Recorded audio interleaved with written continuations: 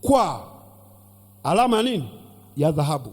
Maandishi angavu kabisa, lakini vimebeba taarifa ya kila mmoja.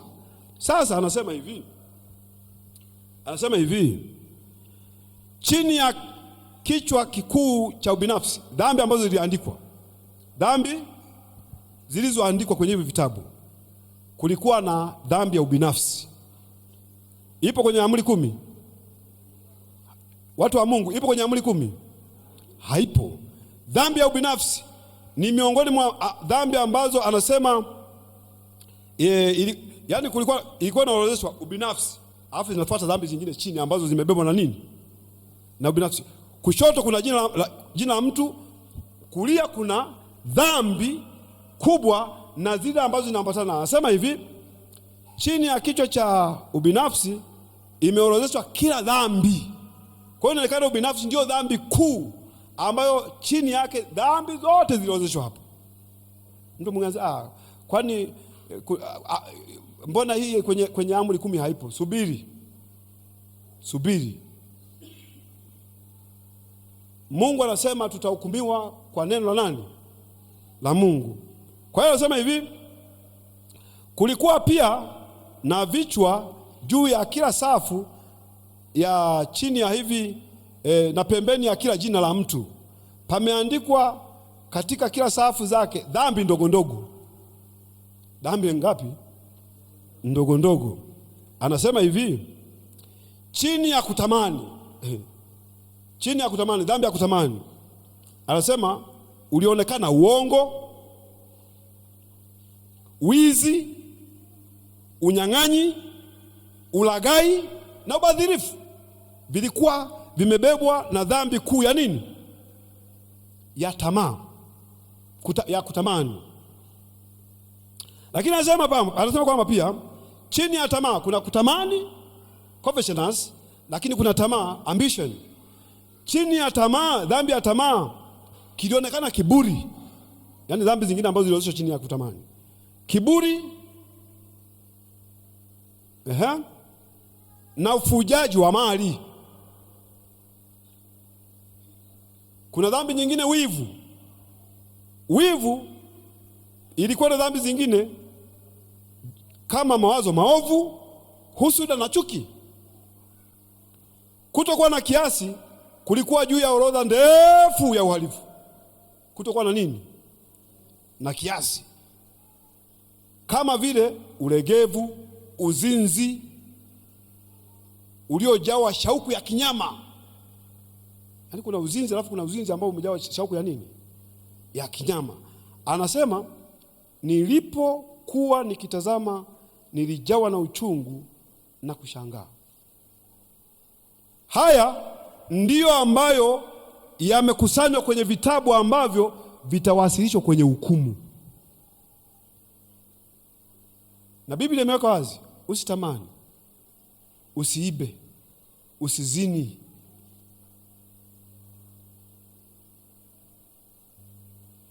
uwe na kiasi.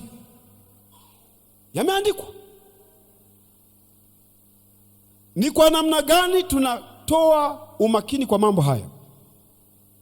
Yaani White anasema niliogopa. Sijui wewe na mimi kwa kusema kweli nilipokuwa nasoma niliogopa kwa kusema kweli. Niliogopa. Kwa sababu haya tutakutana nayo. Ni vitabu ambavyo vitatumika na watakatifu wa Mungu. Bwana asifiwe.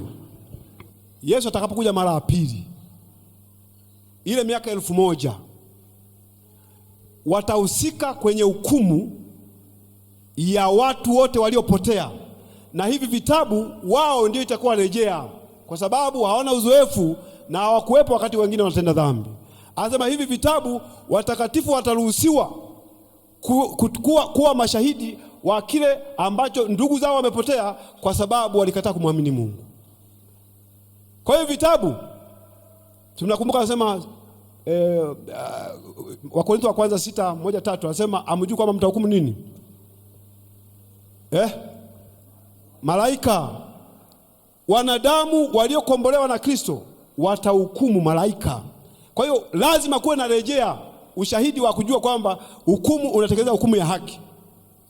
Na hili linapoendelea katika vitabu hivi, majina yakiandikwa, taarifa zikiingizwa na kufanyika maamuzi, baada tu ya kazi ya upelelezi kuisha, mafaili yanafanya nini? Yanafungwa. Ndipo Yohana katika kitabu cha Ufunuo anasema hivi, Yesu atakapomaliza kazi ya upelelezi ambayo tunasema kazi ya uombezi, ambayo ni sawa na kazi ile ambayo alikuwa anafanya kuhani mara moja kwa mwaka katika hekalu la zamani. Mnakumbuka vizuri, ile huduma ilikuwa ni huduma ambayo inaamua mustakabali wa maisha wa Wanaisraeli. Na ni kwamba kuhani alipokuwa kihudumu, wengine wote, kwa sababu walikuwa wanajua hatima ya hukumu hiyo, walikuwa wanajinyenyekeza na kujinyima na kuomboleza na kumlilia Mungu ili huduma ya kuhani ikubalike mbele zao, ili maombi ya kuhani yakubalike mbele ya Mungu. Kwa hiyo katika huduma ile ambayo kuhani alikuwa anafanya kwa ajili ya maombezi mara moja kwa mwaka, mara mwisho ile hukumu ya mwisho, anasema hivi, kuhani alipokuwa anatoka, alichokuwa anafanya ni mambo mawili: kukabidhi zile dhambi ambazo watu kuhani alipokuwa ndani walikuwa wanaungama kwa mbuzi wa nani? Wa Azazeli.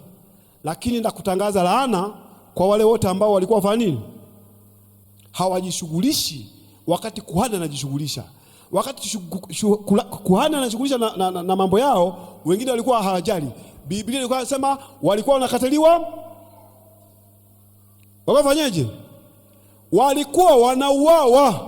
Kama mlikuwa hamna taarifa hiyo, yaani kuhani akitoka, wengine dhambi zao zimeshaondolewa, ukiwa na dhambi unauawa hapo hapo.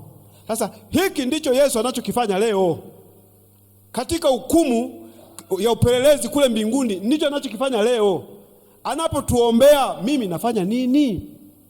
Je, ninatubu dhambi? Ninaomboleza? Ninamuomba Yesu huduma yake ikubalike kwa niaba yangu? Je, ninaomba hivyo? Ninaungama na kutubu? Ninaona ubaya wa dhambi? Ninaona ubaya wa kudharau maandiko? Ninaona.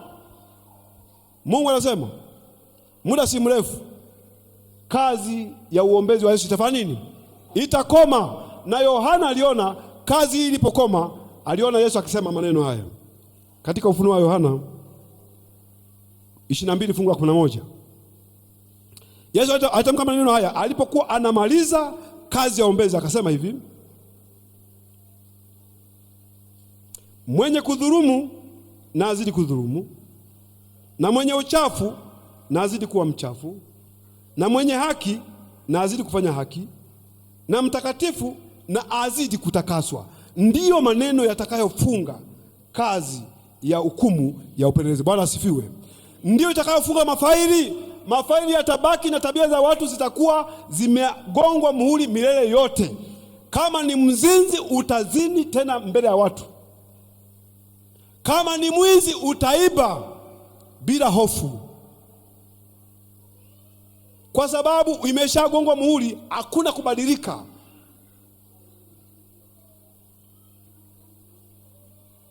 Kama ni mtakatifu, utabaki na tabia ya utakatifu mpaka Yesu anakuja mara ya pili.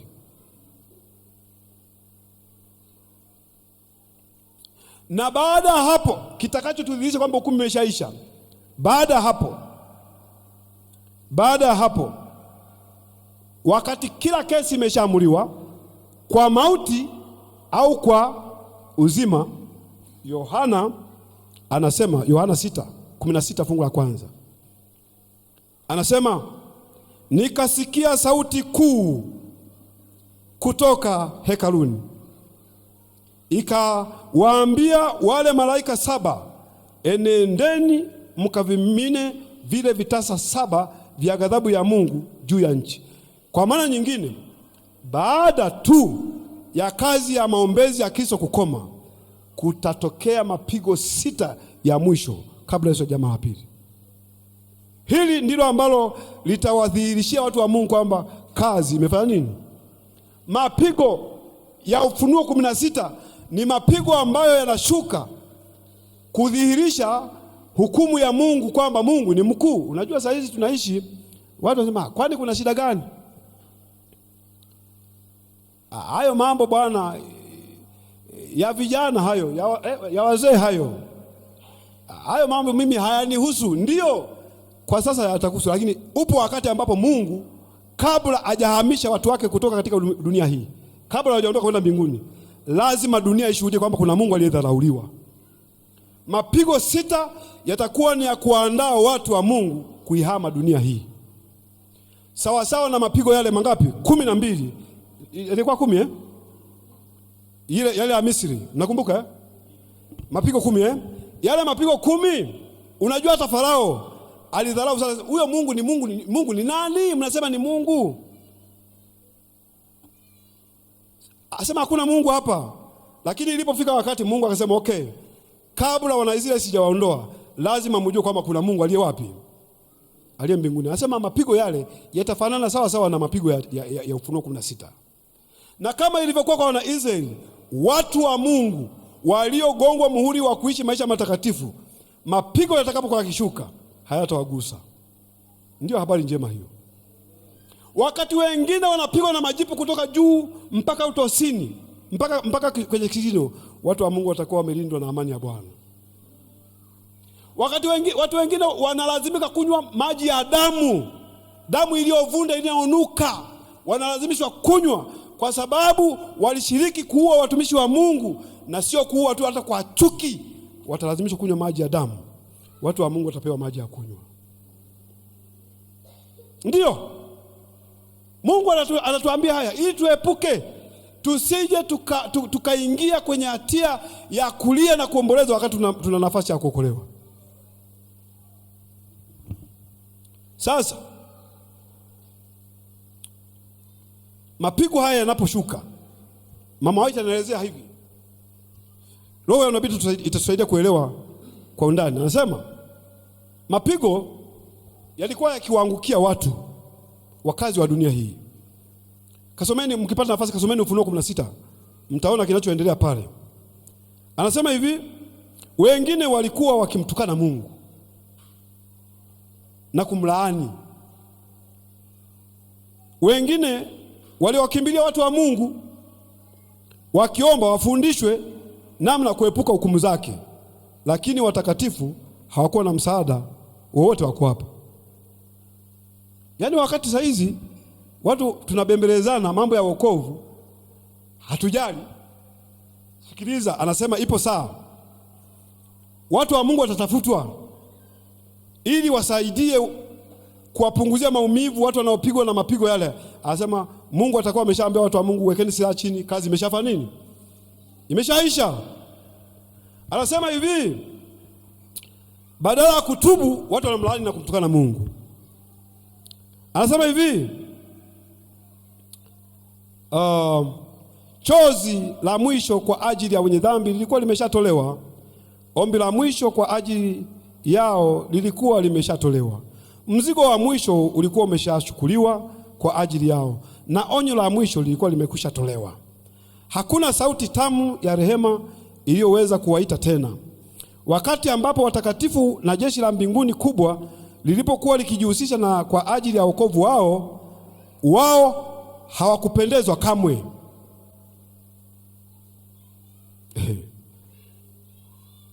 Uzima na mauti vilikuwa vimewekwa mbele yao.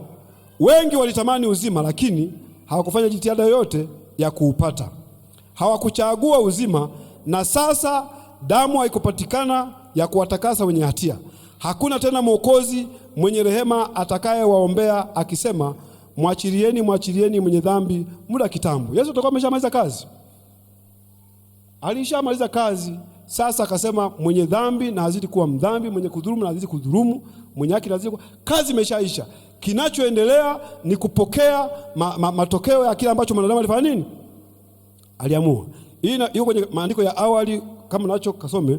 Maandiko ya awali kurasa 289 mpaka 290. Au A Writings kwenye kitabu cha Kiingereza 281 unaweza kupata hiyo. Anasema